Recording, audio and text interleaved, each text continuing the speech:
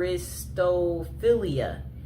When it comes to having a strong attraction to social deviants, criminals, and prisoners, hybristophilia comes to mind. This is a paraphilia where people are aroused by people who have committed outrageous acts such as cheating and crimes, including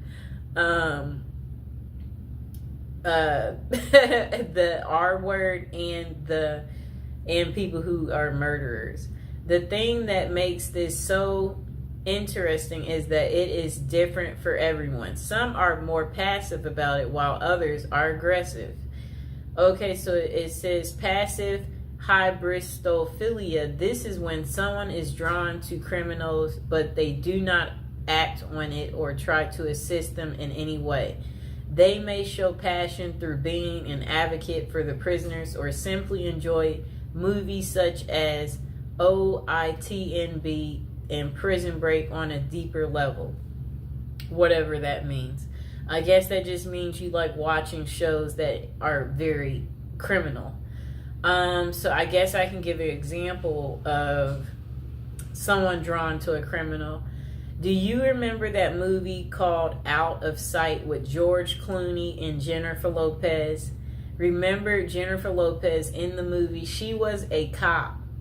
And George Clooney, he was the criminal. And remember, she got kidnapped by George Clooney.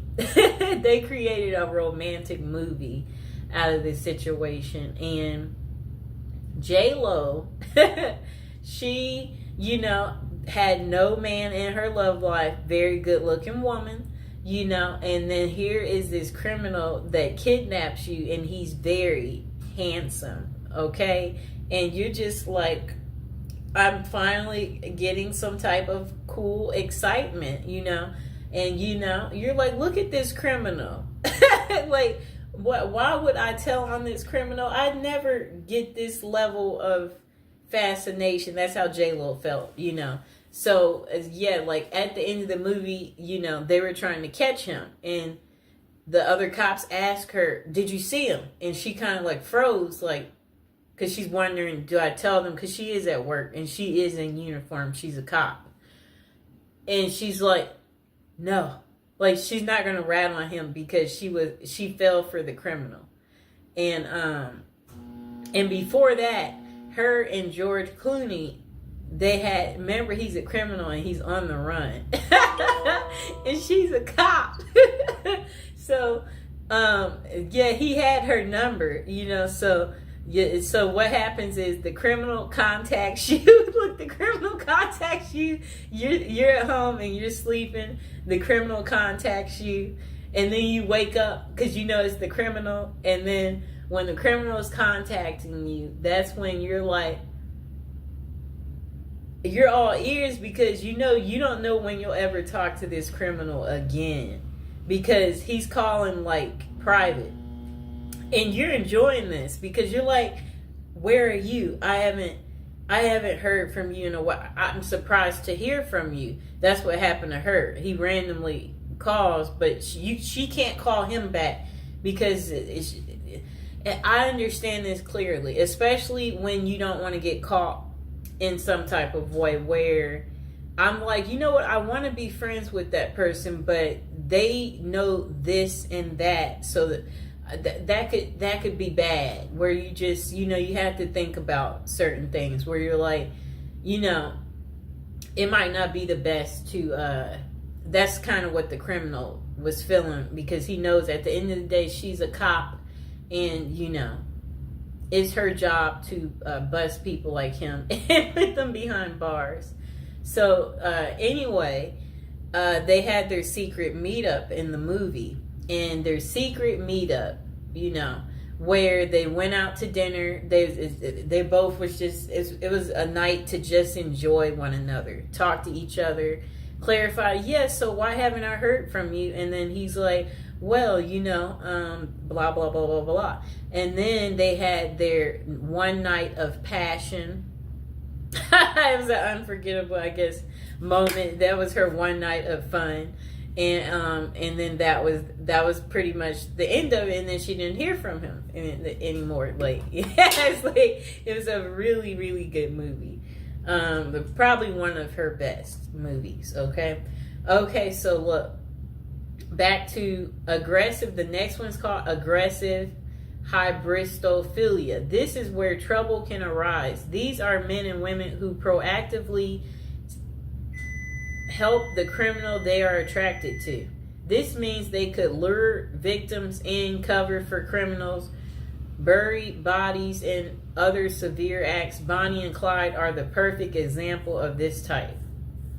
I'm trying to think, do I know of one like this? Where men and women help the criminal they're attracted to. This means they could lure victims in, cover for criminals, bury. Okay, I'm trying to think.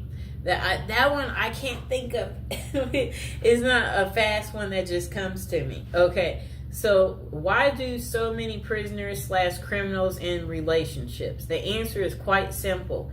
It is a mixture of hybristophilia, the desire for excitement from their mundane lives, the long distance passion, and the fantasy of it all makes people drawn to that lifestyle. In fact, there are over 40 different websites that cater to prisoner dating, such as meetaninmate.com.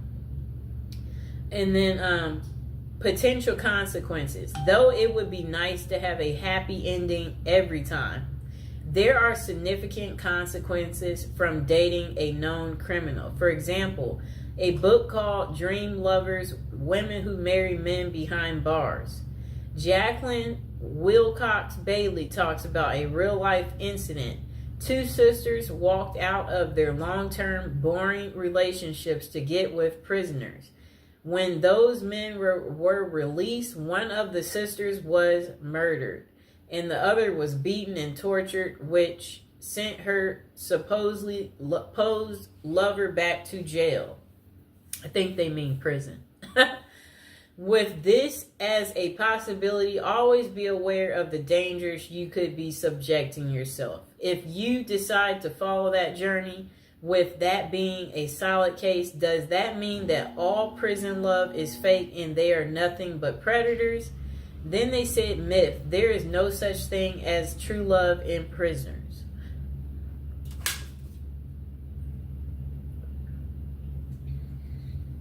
Okay, so they said there are some genuine and sincere relationships, but there are also tons of scams as well. How do you know the difference? If you are reading a letter from someone behind bars and they ask for money in any way, it is likely a scam. Do not fall for it. They could either be reaching out to women and men for financial gain, attention with the media, or to gain supporters, just like Ted Bundy, Richard Ramirez, and Scott Peterson did. I know what all of them look like. That's how infamous they are. For the record, serial killers such as those noted above are less often associated with scams and writing letters. You may think that they are great at manipulating, but that is not the case with them. They get away so well with murders and crimes because they are bold, always act like they have nothing to lose, and never overthink what they are doing. With an IQ of below average, more love letters come from non-serial killers who are much smarter and think things through better. Okay, overall, use your best judgment. These people will not always con you. They may be truly into letter writing for human connection. That's kind of funny because like they crave the connection, so that they're writing the letter because, you know, there are many people in jail who do not have family or friends to reach out to. So they turn to pen paling to feel involved, valued, heard, and feel like they matter. Though it may not always be about love, it can still be about companionship and support, and worth volunteering to help people such as them feel cared about. Bonus, how to craft a prison letter. One thing I noted the most about the letter I have how well written it is. There are no errors. The penmanship was nearly perfected and the message was very well contrasted. So how did someone in prison learn to write so well? One word: practice. Those who write love letters would use trial and error in their writing. For example, they would keep tabs on the responses they would get from their loved ones. When they said certain things, they would then work on perfecting in those areas to get even more positive responses.